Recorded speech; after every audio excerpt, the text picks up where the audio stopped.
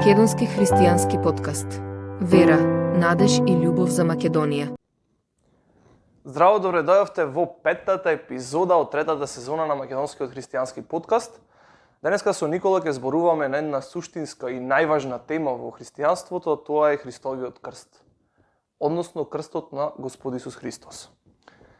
Па како вовед ќе навлеземе во оваа тема, што е крстот? Е првото прашање и што означува крстот и од каде доаѓа крстот, значи некои историски работи поврзани со крстот. На Google напишав распнување на крст со цел да ми даде некои ресурси, некои линкови и ми даде линк од Википедија, па ќе прочитам таму што пишува поврзано со распнувањето на крст. Распнување на крст, на латински значило crucifixo, е древен метод на погубување кај што субјектот е прикован на голем дрвен крст и оставен да виси до смртта. Оваа форма на погубување постоела неколку векови пред новата ера. Жртвата била приковувана на крст со рацете заковани на хоризонтална греда на крстот. Причината за смрт од распнувањето е задушување, бидејќи градниот кош е раширен и вдишувањето е оневозможено. Познато е дека крусификцијата, значи крусификција или распнување на крст, ја користеле персиците во 6-7 век пред наша ера, а веројатно оттаму ја презел и Александар Македонски. Тој распнал на крст 2000 преживеани жители од опсадата на Тир, како и лекарот што не успел да го излекува неговиот пријател Хефестион. Крусификцијата била вообичаен метод на погубување во Медитеранот во 4 и 3 век пред наша ера, во Картагина, античка Македонија и Стариот Рим. Римјаните особено често го користеле распнувањето како метод за погубување, дури имале и определени места надвор од градовите, кај што биле постојано сместени крстови за распнување.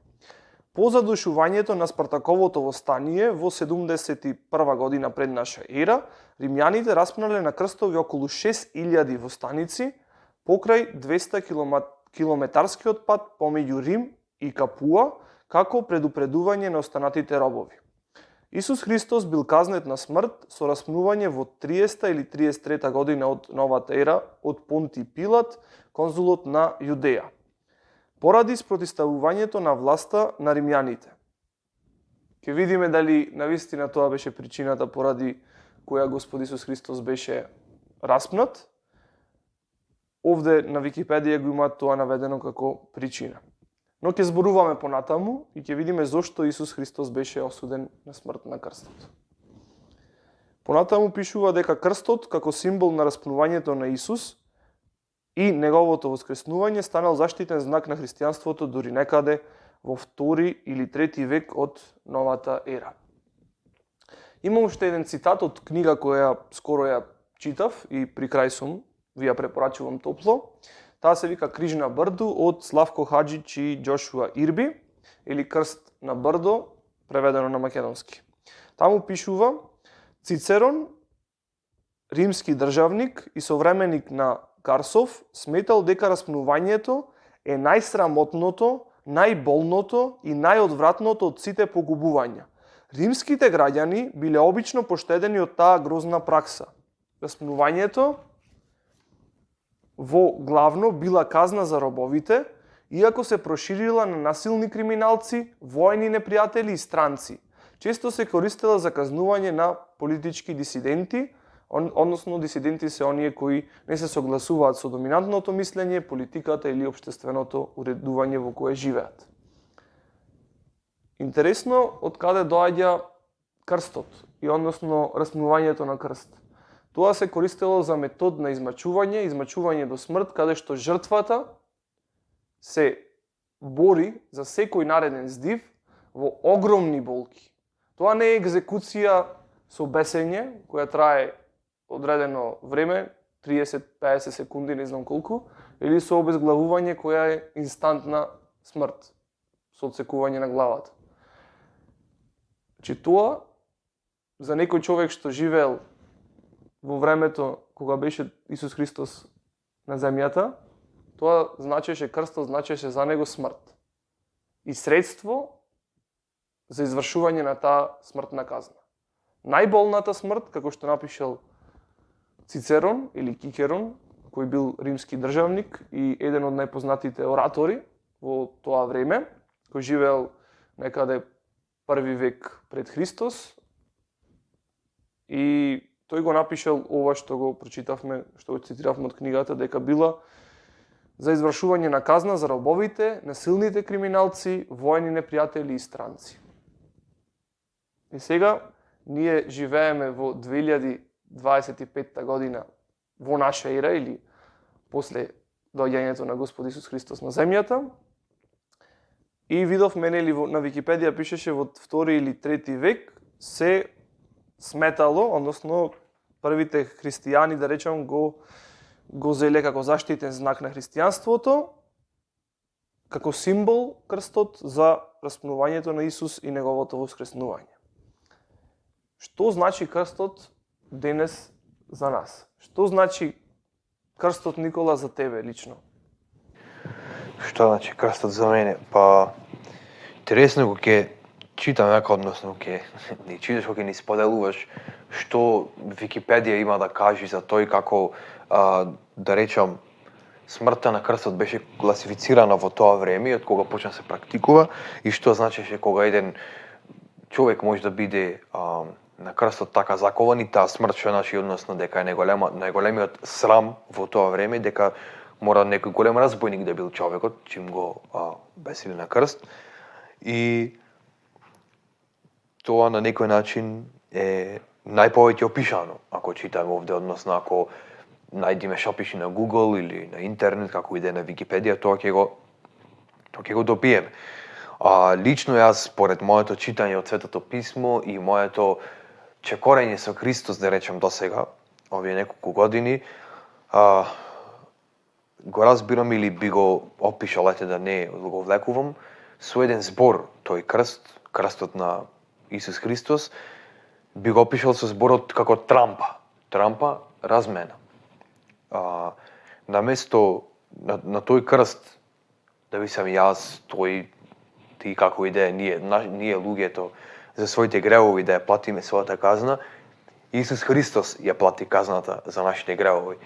И ако, како што читаше тој диме насред текстот, мислам дека пишеше, причината за смртта на Христос на крстот беше ради тоа што така римјаните одлучиле, така сакале римјаните, со други зборови, а ние знаеме преку читање на Светото писмо дека Исус Христос го направи тоа од љубов према нас, бидејќи ако не беше Исус Христос таа совршена жртва, таа замена на крстот за нас, ако не пострадаше, немаше па како прво кој друг, и друго немаше начин за нас во кој да поверуваме, преку кој односно можеме да се спасиме, да не бидат простени гревовите, зашто јасно во Светото писмо вели дека казната за гревот е смрт, и ние секој од нас, како што преходно во преходните епизоди, во преходните емисии, во преходните сезони сме зборувале за гревот, односно што значи колку е сериозно тоа нешто,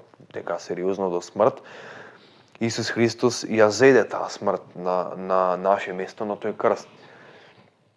Бидејќи тоа беше што го заслуживме ние, но неговата жртва доброволна, како што самиот збор кажува доброволна, беше одлучена од негова страна. Тој доброволно одлучи да дојде на земјата, да стане еден од нас, значи да стане човек, да ја напушти таа слава, за да може, на небото што имаше и што сега ја има, се уште, да дојде помеѓу нас и да пострада на крстот за нашите гревови, да биде погребан, но и да воскресне, најбитно од мртвите, укажувајќи уште еднаш дека тој е Бог, дека тој е семокниот и дека е совршениот, бидејќи само тој имаше право да ги земи сите гревови на цел свет, и само тој, Господ Исус Христос, можеше да ги издржи таа болка и тој пекол буквално поради нашите гревови, и некој друг не можеше. Јас самиот не можев, тој не можеше, никој друг од вас, од нас не можеше, и затоа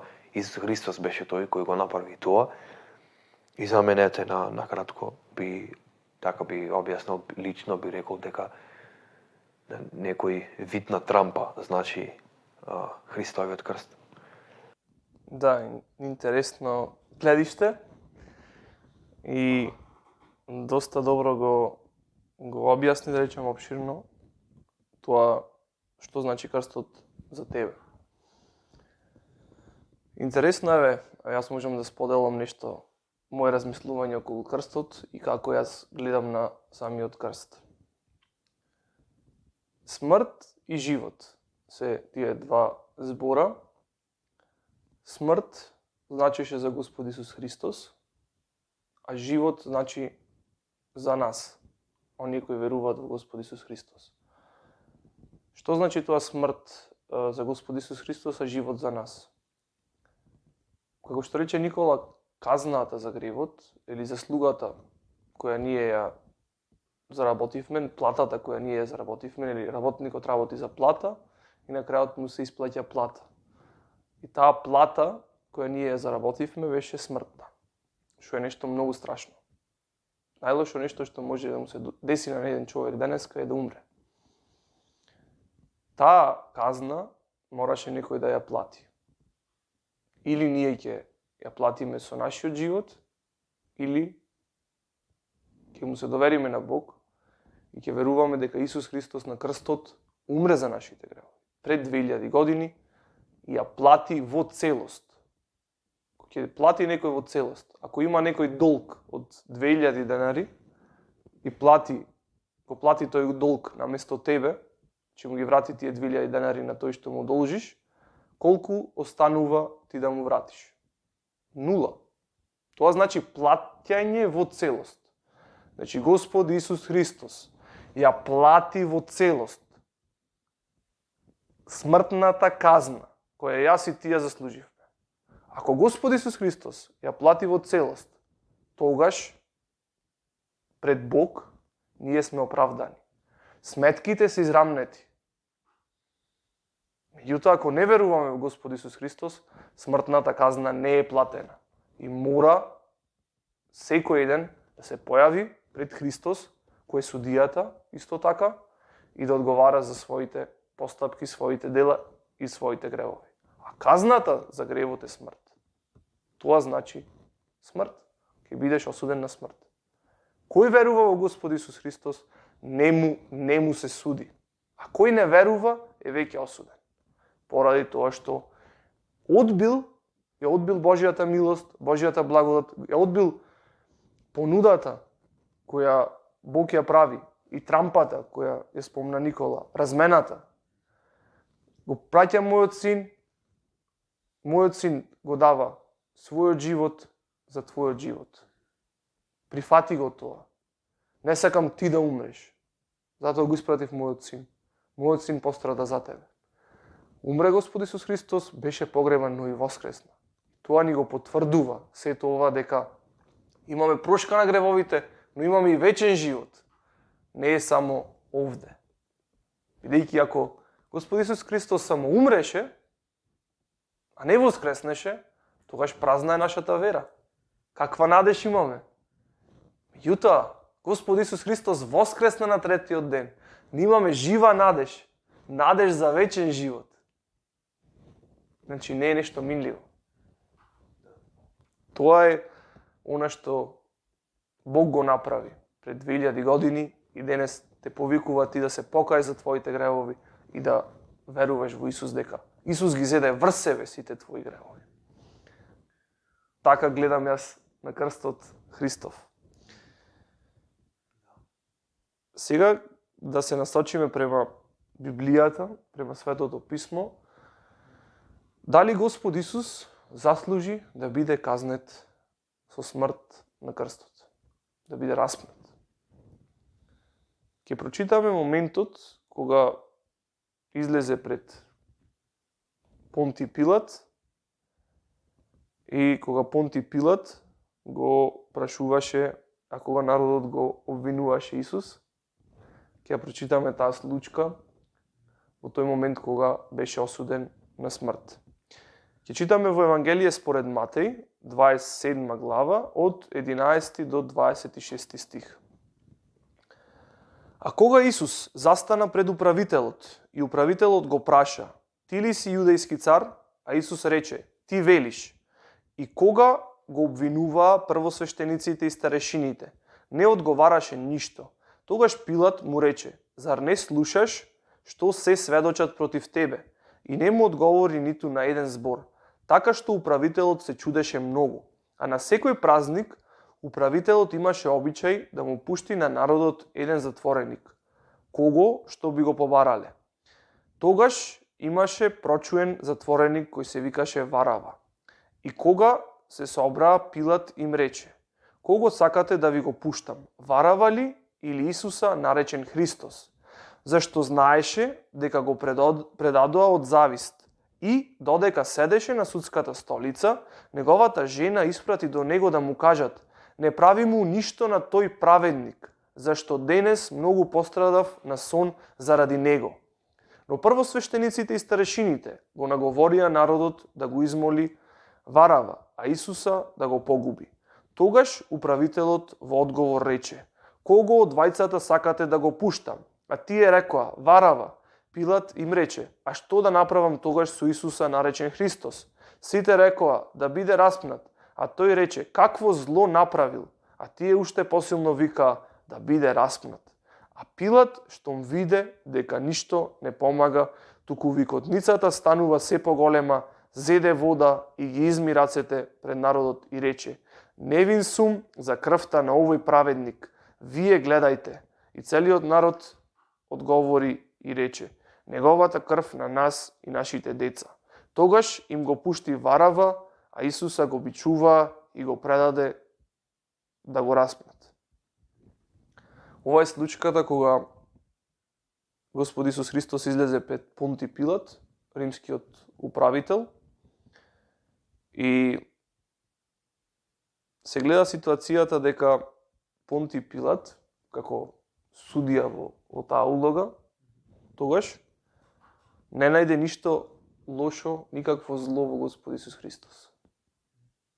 Меѓутоа, првосвештениците и старешините го наговорија народот да вика: "Распни го, распни го."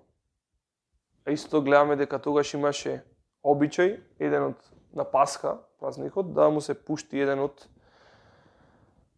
затворениците кога народот ќе го побара. И тука беше Варава, значи тој бил прочуен затвореник кој се бунтувал против властите и извршил убиство. Така пишува во другите евангелија, може да си прочитате. Значи во бунт убил човек и тој бил во затвор поради тоа. И Понти Пилат му постави прашање на народот: "Кој сакате да ви го пуштам? Исус, наречен Христос, или Варава?" Народот го избра Варава, поттикнат од старешините и првосвештениците. Значи во повеќе наврати, први неговата жена, жената на Понти Пилат, испрати до него да му кажат: "Не прави му ништо на тој праведник, зашто денес многу пострадав на сон заради него." Чи жената имала некој сон и знаела дека Господ Исус Христос е праведник. А и самиот Понти Пилат, му постави прашање на народот какво зло направил. Народот не му даде одговор, туку тие рекоа да биде распнат. Че тие сакаа да го распнат. Но за какво зло го осудија? Зар имаше некакво зло кое го направи?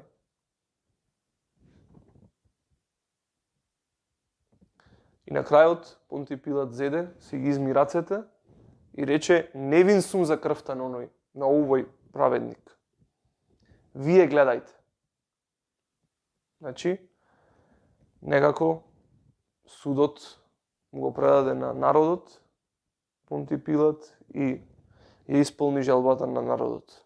И тогаш им го пушти Варава, кој извршил убиство, а го бичува Исус и го предадоа да го распнат. Ова случка, да речем, со пуштање на еден разбойник, на еден кој направил зло и казнување на еден праведник има и подлабоко значење за нас денес. Тоа би сакал Никола после да го образложи, која заслужи казната, дали Исус или ние. Иако нас не се суди денеска, како треба да постапат према нас. Исто ова е предскажано 600-700 години дека ќе се случи на ваков начин. Значи пред ова да се случи 600-700 години пред Христос да дојде, во пророкот Исаија е напишано за оваа случка како ќе постапат луѓето према Господ Исус Христос. Тоа може да го прочитате во книгата на пророкот Исаија, 53 глава од 7 до 8 стих ќе прочитаме. Го измачува, а тој оставяше, и не ја отвори својата уста. Го одведоа како јагне на коленје, како овца нема, пред оние што ја стрижат. Не ја отвори својата уста, со сила и со суд се ослободија од него. И кој ќе го искаже неговиот род? Да, од земјата на живите го странија него, за гревовите на неговиот народ го ранија на смрт. Значи, не ја отвори својата уста како овца на коленје, пред оние кои стрижат. Со сила и со суд се ослободија од него и кој ќе го искаже неговиот род, вика. Значи, нема да престане неговото постоење. Но, мораше да претрпи маки, односно смрт, поради нас. И вика, него за гревовите на неговиот народ го ранија на смрт. Значи, не поради тоа што тој имаше грев, него Исус го казнија поради нашите гревови. Гревовите на народот. Не поради тоа што тој направил грев. Тоа е многу суштинско. Зошто Исус беше распнат на крстот? Не за нашите гревови, не за неговите гревови, туку за нашите. Тоа е она што е многу суштинско и важно. И сега ќе го прашаме Никола, ако ние сме во таква ситуација, еве, се појавуваме на суд, дали ние заслужуваме да сме казнети со смрт? Со смрт на крст? Како што казавме преходно во првото неофицијално прашање, што значи лично крстот за нас, спомнав ја за таа трампа и дека Исус Христос на наше место ќе зиде гревовите, ама и спомнавме пак е битното дека пред да пострада Исус Христос на крстот треба да се запрашаме зошто, значи зошто причината која е, одговорот е поради нас. Значи ние бевме кривците, да речам, а тој беше оној кој сакаше да ја плати таа казна, односно смртта за нашиот грев. И како што спомнавме, казната за гревот е смрт, ние го заслуживме тоа и одговорот на прашањето дали заслуживме ние да бидеме казнети како што беше Исус Христос невиниот казнет, одговорот е апсолутно да.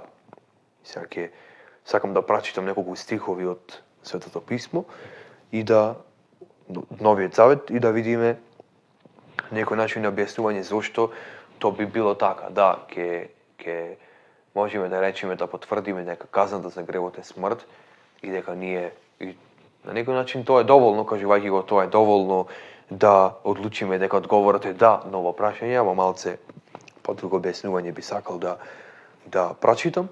Кај што ќе читам, ќе биде Римјаните, 3 глава од Новиот Завет, од 21 до 26 стих. Малце за нашата позиција и позицијата, односно пред да поверуваме во Христос, пред да го најдиме нашето значење за Христовиот крст во нашиот живот и од кога го најавме, односно од кога го поверувавме во Христос. Од прилика таков одговор ќе биде. Таму пишува, а сега, независно од законот, се јави Божјата правда, за која сведочат законот и пророците. И тоа Божјата правда преку верата во Исуса Христа. За сите кои веруваат, бидејќи нема разлика. Зашто сите сгрешија и им недостасува Божјата слава, но се оправдуваат од неговата благодат преку откупот во Христа Исуса, кого Бог го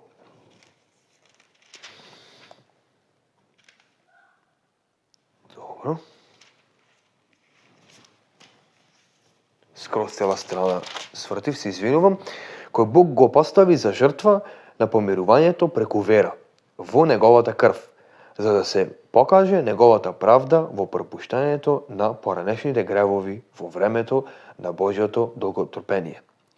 Тоа да ја покаже својата правда во сегашно време, за да биде самиот праведен, за да го оправда оној кој е од верата на Исуса. Значи, кога читаме тука, ги имаме, како што спомнав, двата периоди. Пред да видиме што значи Христовиот крст, односно пред да поверуваме во Исус и од кога поверувавме. Значи, тие состојби.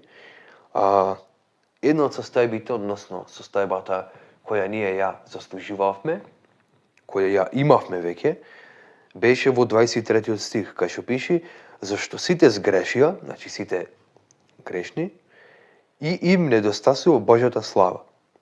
Значи Божјата слава која има Господ Исус Христос во небото, небесната слава, која е вечна, која не е нешто краткотрајно, односно нешто минливо, и ние, поради тоа што сгрешивме, ни недостасува Божјата слава. И ние се наоѓаме во една таква позиција, која се нарекува со други зборови, можеме да ја најдеме како бунт против Бог, односно Божји непријатели сме ние, но тоа важи за секој оној кој не верува во Исус, во Христовиот крст.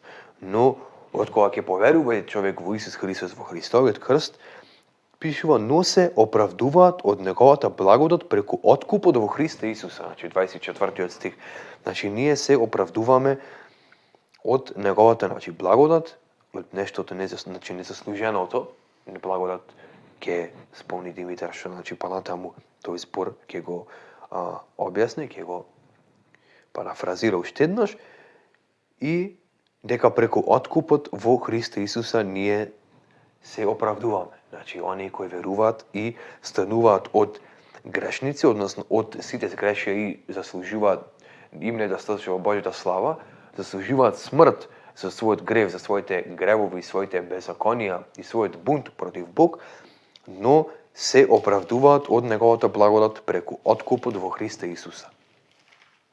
Значи преку жртвата на крстот, преку она што Исус Христос го направи, кој што спомна Димитар, ги плати во целост гревовите на целиот свет, и ние само треба да веруваме во тоа, во тоа што го направи Исус за нас, што беше казен на смрт на крстот на Голгота, беше погребан и воскресен на третиот ден. Тоа е всушност Евангелието, кој е тој збор кој многу го спомнуваме, често односно го спомнуваме, Божјото Евангелие, односно радосната вест. Ова е таа радосна вест, дека сите сгрешија, им недостасува Божјата слава, но тука има оправдување од Божјата благодат и преку Божјата благодат, односно преку откупот во Христа Исуса, односно ставање на својата надеж и лична вера во Господ Исус Христос.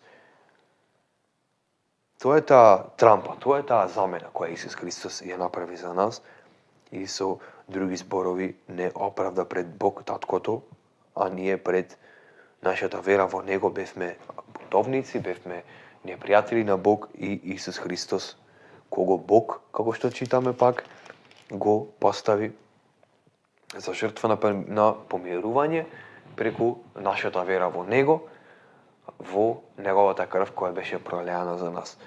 Така да одговорот на тоа прашање не само што е да, туку и малце понатаму би објаснав за тоа, и тоа беше моето мислење кое го имам во врска со тоа и дали ние заслуживме и колку всушност заслуживме од она што Исус Христос го направи на крстот.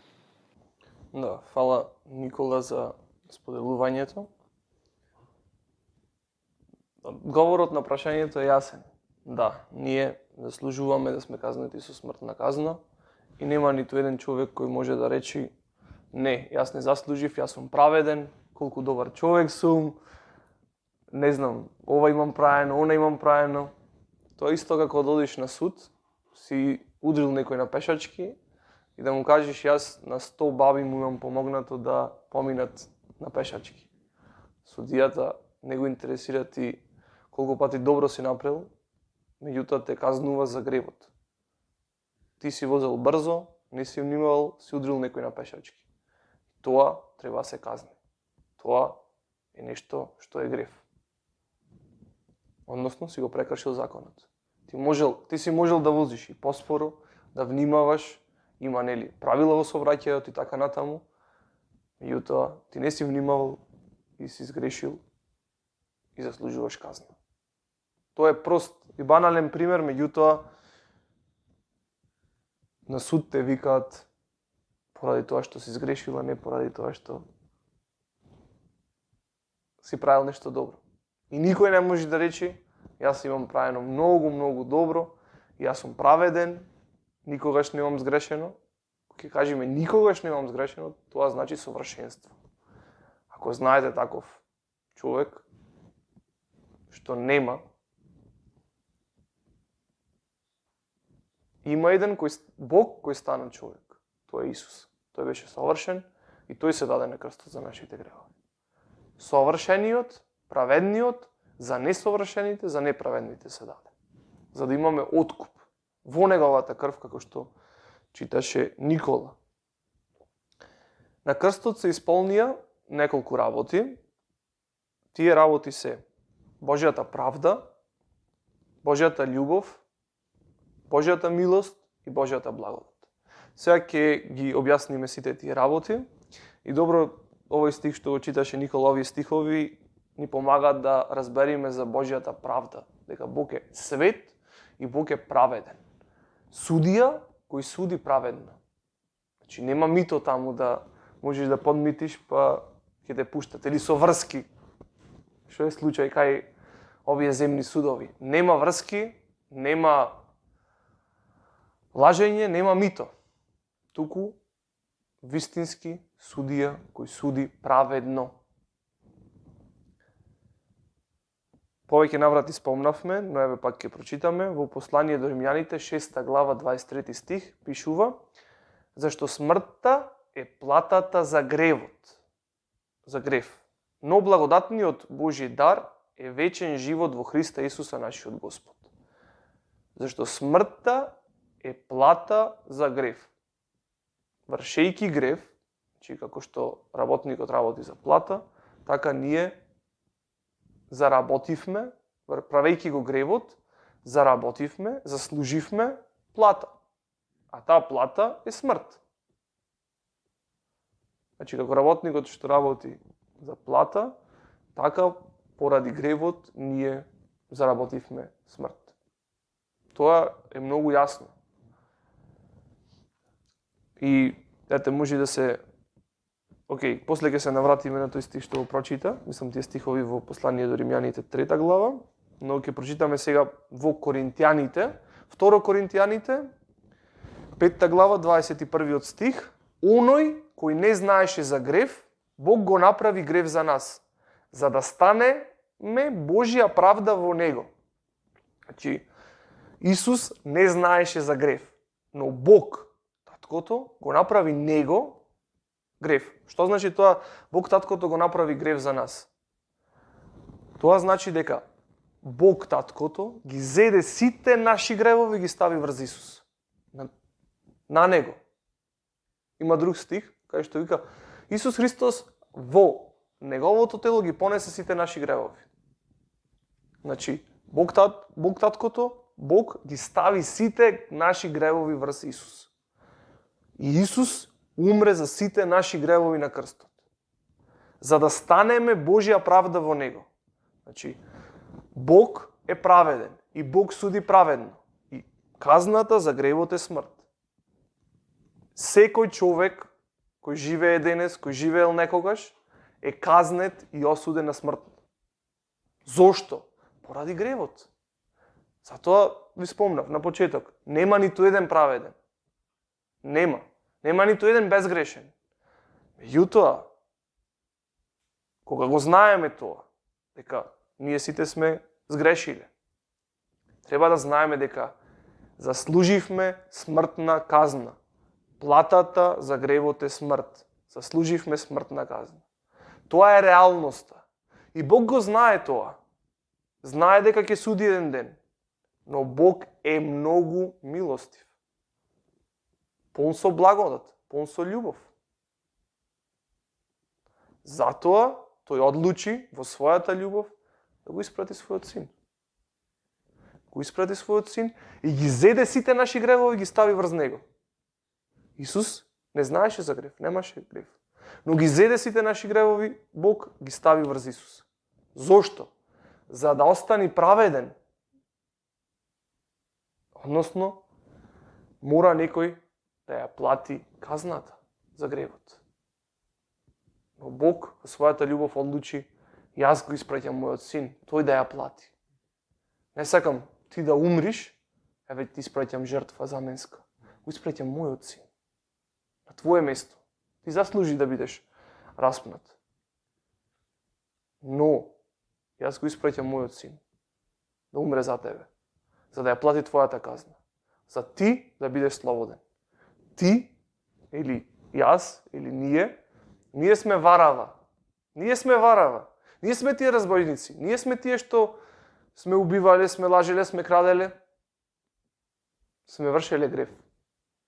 Помал, поголем, нема грев. Туку секој грев заслужува смртна казна. Зошто? Бог е праведен и Бог е свет, кај Бог нема грев. Тоа е реалноста. Исус страдаше, ние како варава сме во позиција да сме помилувани поради тоа што Бог го испрати својот син. Ако веруваме во Христос. Ќе го прочитаме тоа во продолжение. И во послание до Римјаните уште еднаш јас ќе прочитам кај што Никола читаше. Значи во 3 глава од 25 стих натаму. Значи кого Бог го постави за жртва на помирувањето преку вера во неговата крв, да се покаже неговата правда за пропуштање на поранешните гревови во времето на Божјото долготрпение. Та да ја покаже својата правда во сегашно време, за да биде самиот праведен, за да го оправда оној кој е од верата на Исуса. Сега се враќаме на таа точка. Да го оправда оној кој е од верата на Исуса. Кога ќе кажеме Бог е праведен, тоа значи дека Бог суди праведно. И секој еден е виновен пред Бог и секој еден човек е осуден на смртна казна. Но Бог ти нуди помирување. Бог ти нуди начин на плаќање на таа казна. Начинот на плаќање е преку верата во Господ Исус Христос. Дека тој умре, тој страдаше за твоите гревови и ако веруваш во него, ти си оправдан. Ако не веруваш, тогаш си осуден поради својот грев. Таа е реалноста. И Бог е праведен. И Бог е сериозен во однос на ова. Тоа е објаснувањето дека на крстот се исполни Божјата правда. Божјата правда за да може Бог тебе да ти прости, а да остане самиот праведен. Бидејќи, каков е Бог, како може Бог да е праведен ако му простува на секој без да ја плати некој казната? Така? Например, може некој банален пример да земеме. Јас ќе му украдам на Никола 1000 денари. И Никола само да ми речи, ти простувам. Ама пак е тој во минус 1000 денари. Правдата не е задоволена. Правдата е задоволена ако јас му ги вратам 1000 денари. Тогаш сметките се подмирени. Праведен, ние имаме одредено чувство за правда. Знаеме кога ќе сгрешиме, знаеме дека крадењето, лажењето е лошо и сите ти работи бидејќи имат последици врз нас. Тоа го учиме од Бог. А Бог е праведен и суди праведно. Затоа испрати заменска жртва. Заменска жртва. Некој да ги земе нашите гревови наместо нас. Покрај тоа што Бог е праведен, Бог е и љубов. Мотивацијата зошто го испрати својот син, ќе ја прочитаме сега во Евангелието според Јован, во 3 глава, 16 стих. Зашто Бог толку го возлюби светот, што го даде својот единороден син, да секој кој верува во него, да не загине, туку да има вечен живот. Значи, Бог те љуби тебе. Бог не љуби нас. И затоа одлучи да го испрати својот син. Бидејќи Бог ако не љубеше, на крајот ќе ни судеше и сите ќе завршевме во пеколот и вечно одвоени од Бог. Но Бог во својата љубов одлучи да го испрати својот син. Вика, никој да не загине. Кој верува, да секој значи, кој верува во него да не загине, туку да има вечен живот. Значи, Бог те кани, прифати го Исус, верувај во Исус. За да не загинеш, туку да имаш вечен живот.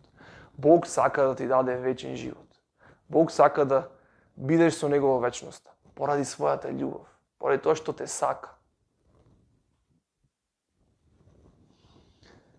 Ќе прочитаме во прво Јованово послание на апостолот Јован, 4 глава од 9 до 10 стих. Во тоа ни се откри Божјата љубов кон нас, што Бог го испрати во светот својот единороден син, за да живееме преку него. Љубовта е ова, не дека ние сме го возлюбиле Бога, туку тој не возлюби нас и го испрати својот син како жртва помирница за нашите гревови. Значи Бог не возлюби нас и го испрати својот син како жртва помирница за нашите гревови. Значи во својата љубов Бог го испраќа својот син за да умре на крстот, да биде жртвата помирница за нашите гревови. Значи да настапи едно помирување помеѓу нас луѓето и Бог кој е свет, праведен, а исто време е љубов. Значи мостот помеѓу нас и Бог е Исус. Тој е патот, вистината и животот. И никој не може да оде кај Бог освен преку него. Никој не може да оде кај Таткото освен преку него. Тоа може да го прочитате во Евангелието според Јован, 14 глава, 6 стих. Во прво Петрово послание, од 2 глава ќе прочитаме, од 9 до 10 стих, за милоста. Што значи милост? А вие сте избран род, царско свештенство, свет народ, народ придобиен за да ги прогласи славните дела на оној кој ве повика од темнината во својата чудесна светлина. Вие, кои некогаш не бевте народ, сега сте Божи народ. Вие, кои некогаш не бевте помилувани, сега сте помилувани. 10 стих вика, вие, кои некогаш не бевте народ, сега сте Божи народ. Вие, кои некогаш не бевте помилувани, сега сте помилувани. Значи, милоста значи некој да те помилува. Што значи сега тоа да те помилува? Помилувањето значи да не ја изврши казната која ти си ја заслужил. Ти покажува милост.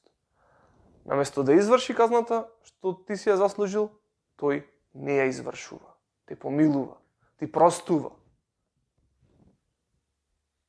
Го заборава она што ти си го направил.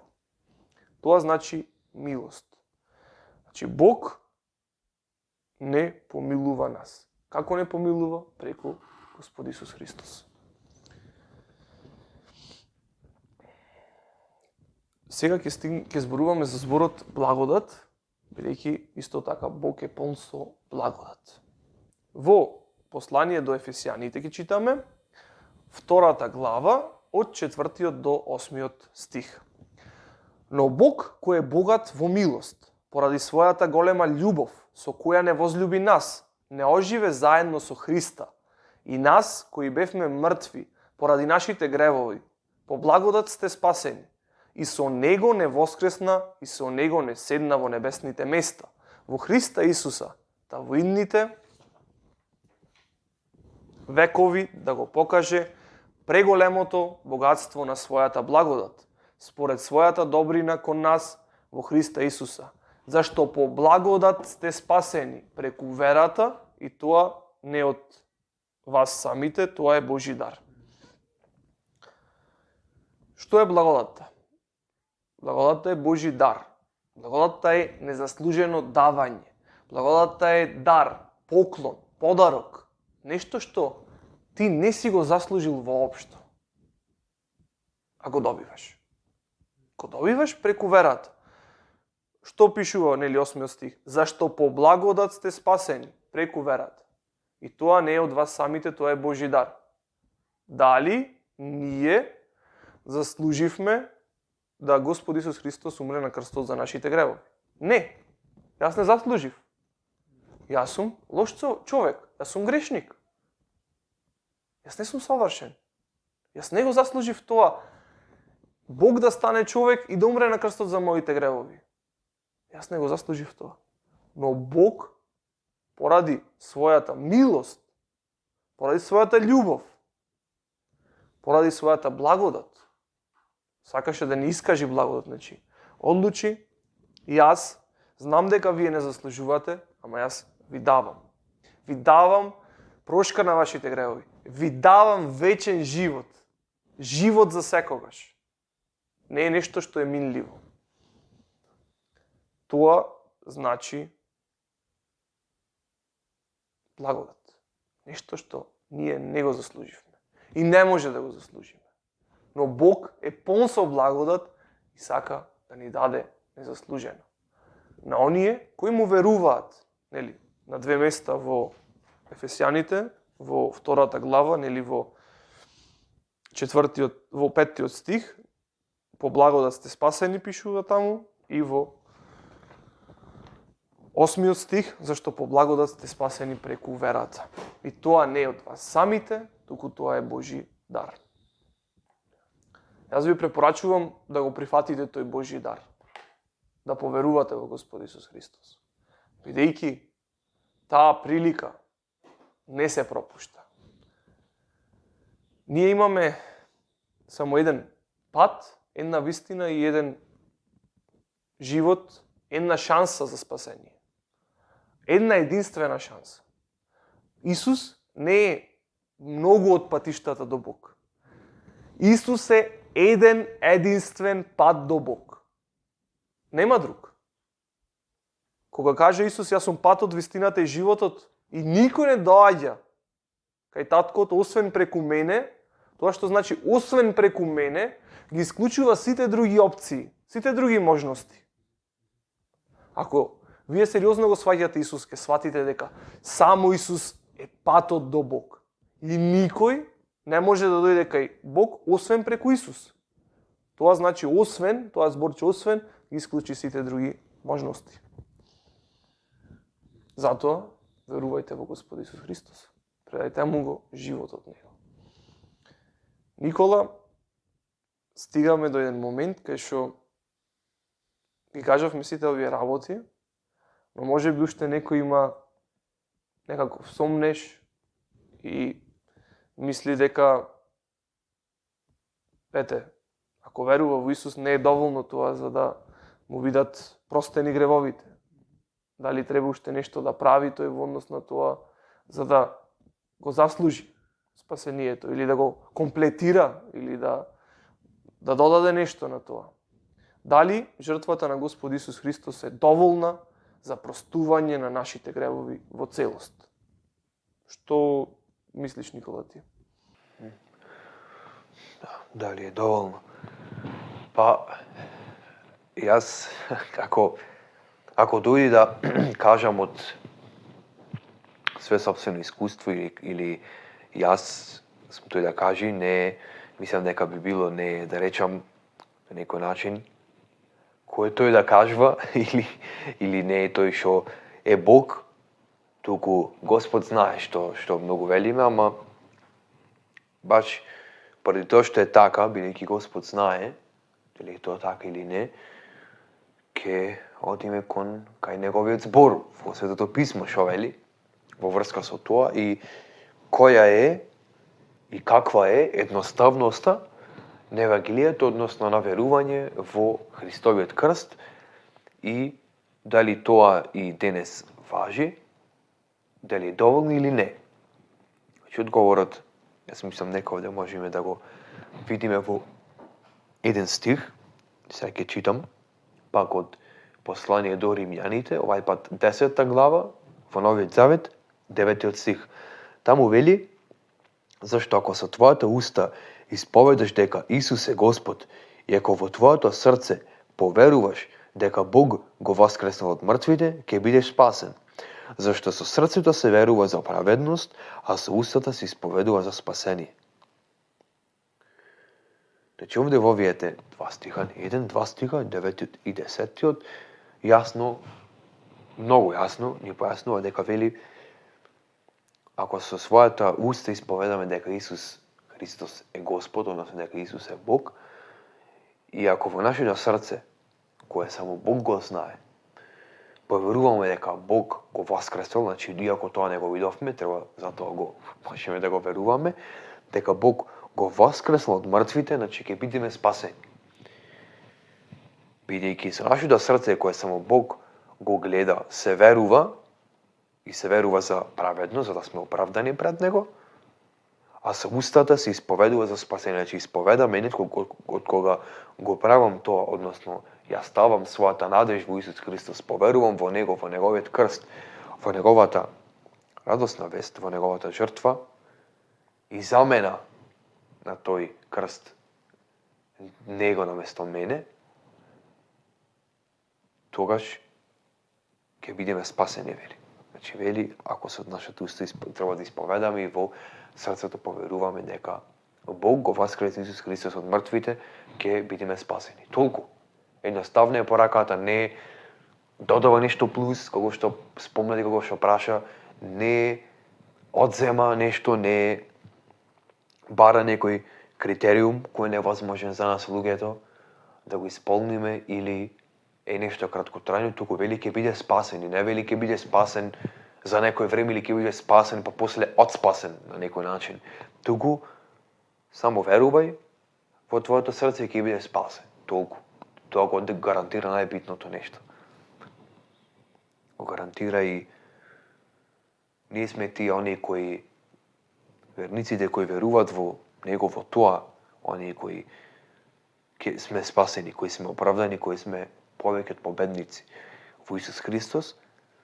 И одговорот на ова прашање е дека дали е доволна оваа жртва на Исус Христос, одговорот е повеќе од да. Значи не е едноставно да, како што спомнав и во претходното прашање и во претходната дискусија, туку да и зошто. Поради Исус Христос, Неговата жртва и Неговото погребение и Неговото воскресение. Но ние треба да веруваме во тоа, бидејќи со нашето срце се верува за праведност, за да се оправдаме пред Бог, а со нашето уста се исповеда за спасение, за да се потврди тоа што го веруваме, дека го исповедуваме, го кажуваме со својата уста, оно што го веруваме, тоа е дека веруваме во Исус Христос за да бидеме спасени.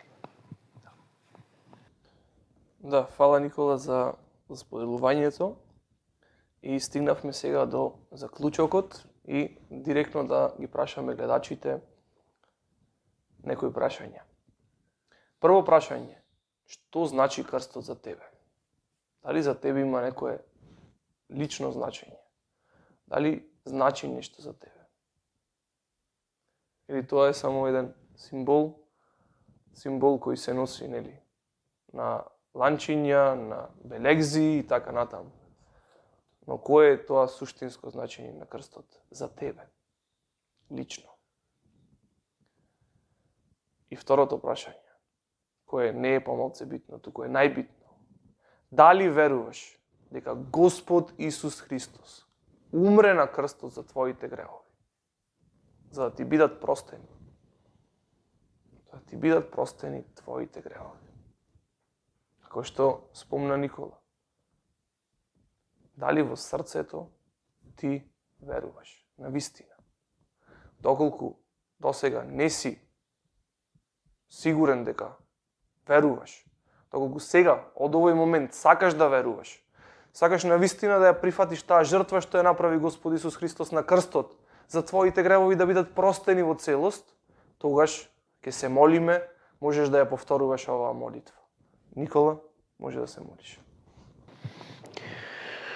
Ти благодарам, Господи Исусе Христе, за ова прилика што ја даде да спознаеме за Твојот крст и што значи не она што го велат или го мислат луѓето, туку она што го пишува во Твоето свето писмо. Фала Ти за тоа што ми откри дека сум грешен и дека Ти беше оној кој за мојот грев, за моите беззаконија плати, бидејќи казната за мојот грев видов дека е смрт, увидов, разбрав преку Твоето свето писмо, разбрав дека е смрт, Ти ми откри и сега се каам за тоа што го направив и сакам таа жртва која Ти на крстот ја направи за мене, да ја прифатам и да ти признам дека верувам, ти признам дека те прифаќам за свој личен Господар и Спасител и дека само преку Твојот крст, само преку таа жртва на крстот која Ти ја направи за мене, можам да се спасам и можам да добијам, да имам вечен живот преку Твојата милост и благодат. Ти благодарам за тоа и сакам од сега Ти да ми бидиш водач, Господар и Спасител на мојот живот и сакам се правам со Тебе во животот, бидејќи Ти си оној кој може да ме спаси, Ти си оној кој може да ми ги прости моите гревови и да ми даде вечен живот и заедно да бидам во вечноста со Тебе. Ти благодарам во името на Исус и се молам. Амин. Амин. Доколку на вистина го прифативте Господ Исус Христос за ваш личен Господар и Спасител, доколку на вистина во вашето срце поверувавте дека Господ Исус Христос умре на крстот за вашите гревови и воскресна на третиот ден, дека Бог го воскресна на третиот ден, тогаш со сигурност може да знаете дека сте спасени. И вие ќе го примите Светиот Дух, односно го примате Светиот Дух преку вера и Бог ве запечатува. Вие ќе добиете Божји печат и вие станувате Божја собственост. Божји деца. И сте дел од Божјата фамилија. Што треба да направите понатам? Треба продолжите да се молите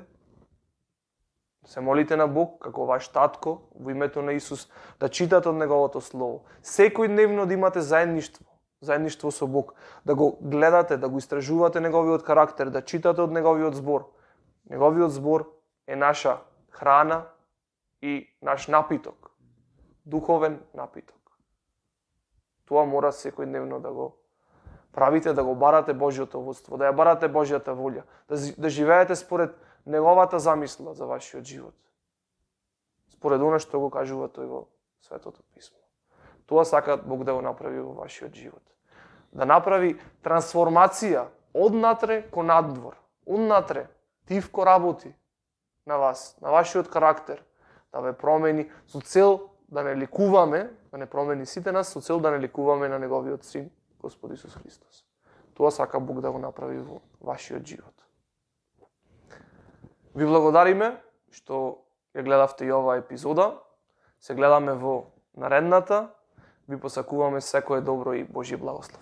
Пријатно!